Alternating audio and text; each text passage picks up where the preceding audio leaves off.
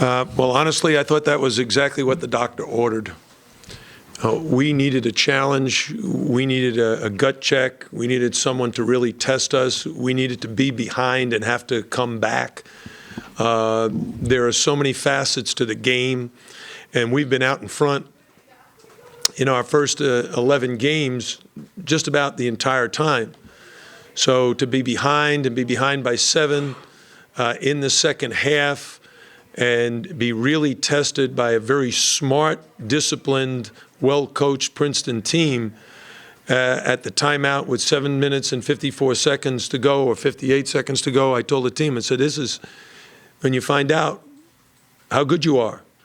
We're being challenged. We need to step up. Our defense needs to be better. Our rebounding needs to be much better, and we need to get baskets at the other end no matter how we have to get it. And those guys did a fantastic job of stepping up. What really helped them, I believe, is once we started to get it going, the crowd went crazy. And that's one of the very exciting things about the remaining games. They're all ACC games. They're all sold out. And we're expecting another great crowd this Saturday and for the remainder of the year. And if our guys can answer the bell like they did tonight, I think this is going to be a very exciting season. Jim, just talk about the change you made down the stretch, which turned it, and you've got that luxury with a talented guy like Newton who starts for most teams in the country. You go with him and the 4 guards with Jakiri. Well, he's one of the 4 guards, by the way. We didn't go 5 guards. Right.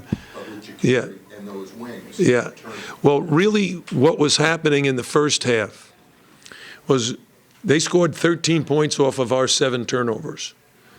We were creating their best offense. They were getting uncontested layups because we were driving into the paint and ill-prepared to share the ball quickly enough.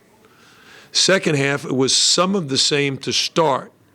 But when it was actually Kamari Murphy, Von Cruz-Yacida, Jaquan Newton, and I forget who else was in the game at that time.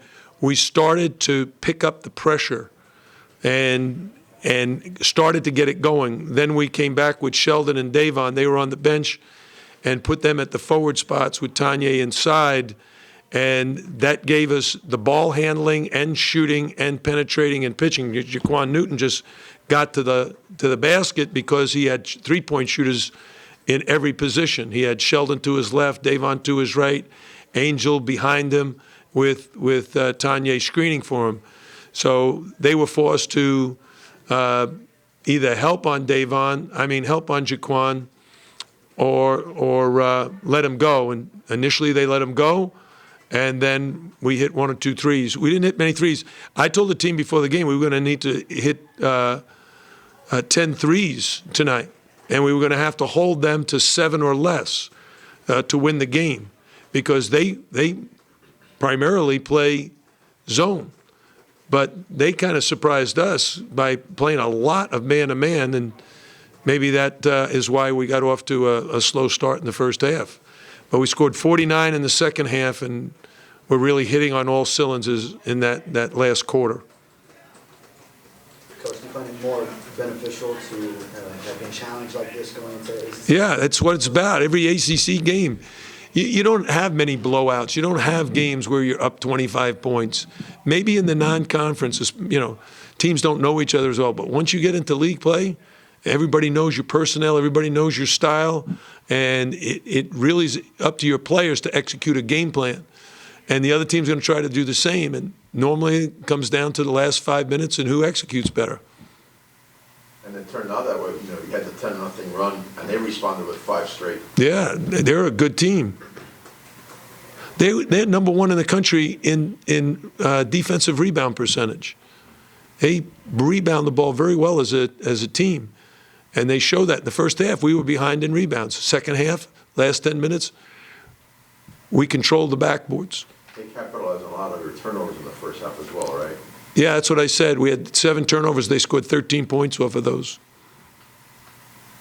Jim, 11-1 in the non-conference. You got to be pleased with the non-conference schedule.